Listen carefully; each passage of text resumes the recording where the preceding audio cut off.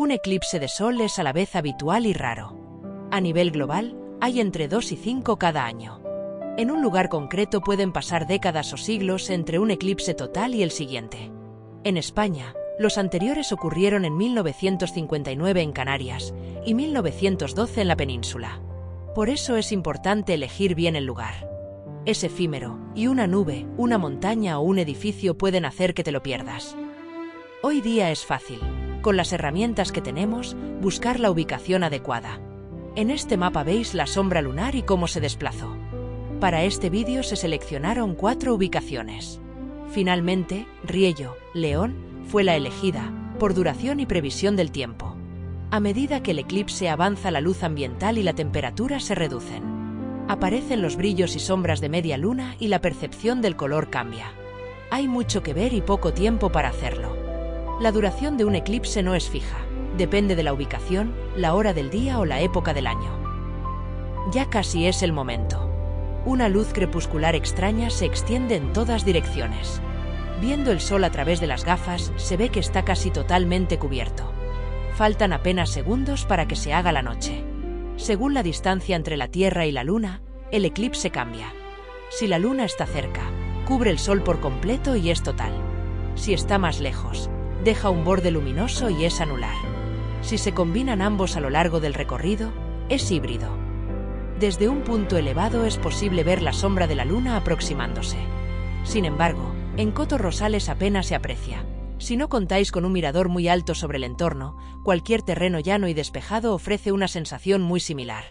En los segundos previos a la totalidad, los últimos rayos cruzan los valles lunares creando las perlas de Bailey. Cuando solo resiste un destello, aparece el anillo de diamante. Al cubrirse el sol por completo, resalta la cromosfera con un borde rojo intenso. De ella sobresalen las prominencias, arcos de plasma que pueden contener decenas o cientos de veces el volumen de la Tierra. Observar esto es una coincidencia rara en el universo. El Sol es 400 veces más grande que la Luna, pero está 400 veces más lejos. Sus tamaños aparentes coinciden casi a la perfección. Desde nuestro punto de vista, encajan como un guante. La sensación es la de estar en una película de ciencia ficción ambientada en otro planeta, bajo un sol negro y un crepúsculo perpetuo. Sin embargo, esa perpetuidad duró menos de 2 minutos. En este plano podéis ver cómo la luz del sol vuelve a abrirse camino y se va desplazando tras la sombra lunar. En la antigüedad la desaparición del sol en pleno día generaba terror. Aún hoy hay quien cree que provocan eventos sobrenaturales y maldiciones. Sin embargo, varias civilizaciones calcularon estos eventos usando observación y matemáticas. Los babilonios identificaron el ciclo de Saros.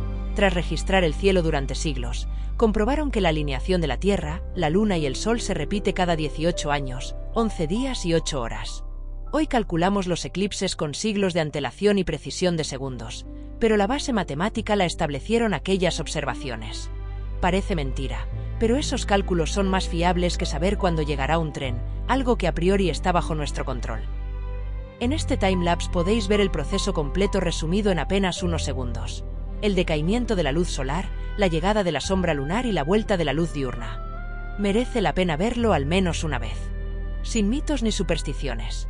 Es la consecuencia lógica de una fuente de luz y un objeto que la bloquea, pero a escala estelar. Con información, filtros homologados y observación intermitente, no hay riesgo.